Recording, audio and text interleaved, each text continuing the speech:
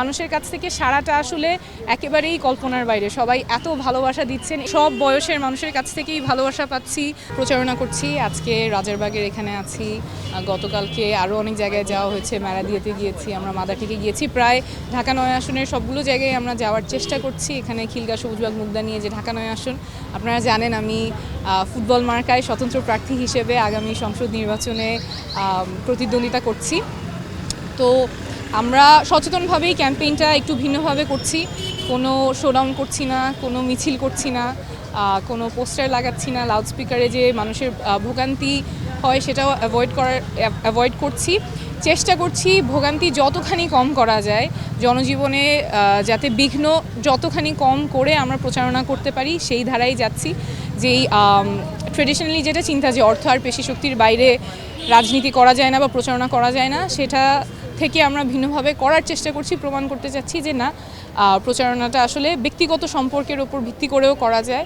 আমরা একেবারেই মানুষ যেখানে আছে সেখানে গিয়ে প্রচারণা করছি, অলিতে গলিতে, পাড়ায়, মহল্লায়, উঠানে। কালকে আমরা একটা বস্তির ভিতরেও গিয়েছিলাম, সেখানেও অনেক ভালো সাড়া পেয়েছি এবং মানুষের কাছ থেকে সাড়াটা আসলে একেবারেই কল্পনার বাইরে। সবাই এত ভালোবাসা দিচ্ছেন। একটু আগে আপনারা দেখেছেন যে গাড়ি থেকে নেমে চলে আসছেন কথা বলতে, শুভেচ্ছা জানাতে, অনেকে রিক্সা থেকে নামছেন, অনেকে হাঁটার অনেক দূর হেঁটে এগিয়ে তারপর আবার ফেরত এসে কথা বলে যাচ্ছেন, শুভকামনা জানাচ্ছেন এবং সব বয়সের মানুষের কাছ থেকেই ভালোবাসা পাচ্ছি।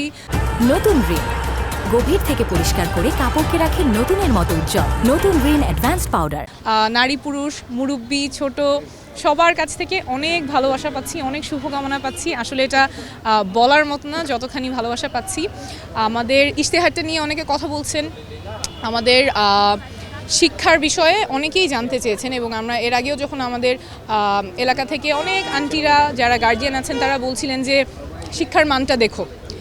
একজন আন্টি আমার একদম স্পষ্ট মনে আছে, উনি বলছিলেন যে আমরা যখন স্কুলে থাকতাম তখন আমাদের উপস্থিত বক্তৃতা দিতে বলতো, তখন আমাদের কিছু দক্ষতা শেখা হতো, এখন আর ওরকম নাই। আসলে কিন্তু শিক্ষা ব্যবস্থাটা এই বিগত বছরগুলোতে কারিকুলামে অনেক ধরনের পরিবর্তনের ফলে একদম আমাদের শিক্ষার্থীদেরকে কিছুটা এক্সপেরিমেন্টেশনের মধ্যে দিয়ে যেতে হয়েছে, কিছুটা গিনিপিগের মতো তারা ছিলেন, শিক্ষকদেরও অনেক কষ্ট হয়েছে। এই জায়গায় আমাদের অবশ্যই প্রয়োজন আমাদের সন্তানেরা, আমাদের ছেলেমেয়েরা যাতে একেবারে বিশ্বমানের শিক্ষাটা পায় সেই ব্যবস্থা করা। আমার যেহেতু সুযোগ ছিল বিশ্বমানের একটা শিক্ষা পাওয়ার, আমার ইশতেহারে আমি সেই পরিকল্পনায় দিয়েছি যে আমার বরাদ্দ থেকে স্কুলগুলোতে যাতে একদম আধুনিক সায়েন্স ল্যাব হয়, আধুনিক ল্যাঙ্গুয়েজ ল্যাব হয় এবং তারা পড়াশোনার পাশাপাশি যাতে মানসিক স্বাস্থ্য, তারপরে কোকারিকুলার অ্যাক্টিভিটিস এবং এআই নিয়ে যাতে তারা শিখতে পারে, কোডিং যাতে তারা শিখতে পারে, যাতে করে উচ্চশিক্ষার জন্য তারা প্রস্তুত হয় এবং বিশ্বের সাথে তাল মিলিয়ে চলতে পারে। আমাদের আগে যেমন ছিল যে একটা দক্ষতা পেলেই আমরা সারা জীবন একটা জীবিকা নির্বাহ করতে পারতাম, সেটা কিন্তু এখন আর সম্ভব না। যুগের সাথে আমাদের দক্ষতাগুলো ইমপ্রুভ করতে হবে এবং সেটা যাতে স্কুল থেকে আমাদের বাচ্চারা শেখে, সেই জন্য ইশতেহারে আমি সুনির্দিষ্ট পরিকল্পনা দিয়েছি যে আমার বরাদ্দ থেকে আধুনিক সায়েন্স ল্যাব, ল্যাঙ্গুয়েজ ল্যাব, কোডিংয়ের প্রশিক্ষণগুলো বাচ্চারা যাতে স্কুল থেকেই শিখতে পারে, মানসিক স্বাস্থ্যের ব্যাপারে যাতে শিখতে পারে, সহশিক্ষাগুলো যাতে থাকে।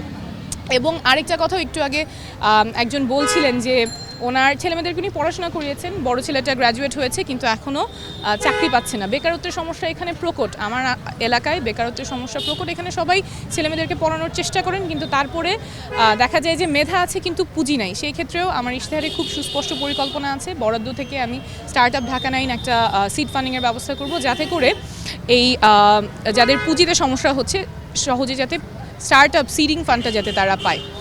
এছাড়াও আমাদের যারা ঘরে বসে কাজ করতে চাচ্ছেন অনেকেই আছেন, আমাদের ওয়ার্কিং মাদার আছেন, তাদের জন্য ওয়ার্ড ভিত্তিক একেবারেই বাস্তবসম্মত মূল্যে ভর্তুকি দিয়ে হলেও ডে কেয়ার সেন্টার, যাতে করে কর্মজীবী মায়েরা তাদের কাজটা করতে পারেন এবং যারা ঘরে অনেকেই আছেন ঘরে থাকেন কিন্তু তারা কিছু কাজ করতে পারেন, তাদের জন্য ই কমার্সের প্রশিক্ষণ এবং মার্কেট প্লেসটা, দোকানে এসে অনেকে হয়তো স্বাচ্ছন্দ্য বোধ করবেন না, ঘরে বসেই যে ব্যবসাগুলো তারা করতে পারেন সেই জায়গায় প্রশিক্ষণ দেওয়া, ই কমার্সের প্রশিক্ষণ দেওয়া, মোবাইলের ক্ষেত্রেও যাতে মার্কেট প্লেসের অ্যাক্সেস থাকে। সো এইসব সুনির্দিষ্ট পরিকল্পনা আমাদের ইশতেহারে আছে, এগুলো নিয়ে কথা হচ্ছে অনেকের সাথে, তারা পড়েছেন, দেখেছেন, শুনেছেন, শুভকামনা জানাচ্ছেন যাতে নির্বাচিত হয়ে এই কাজগুলো আমরা করতে পারি। তো সেখান থেকে অনেক ভালো ফিডব্যাক পাচ্ছি, অনেক ভালো সাড়া পাচ্ছি, সকলেই শুভকামনা জানাচ্ছেন, আমরা খুবই আশাবাদী।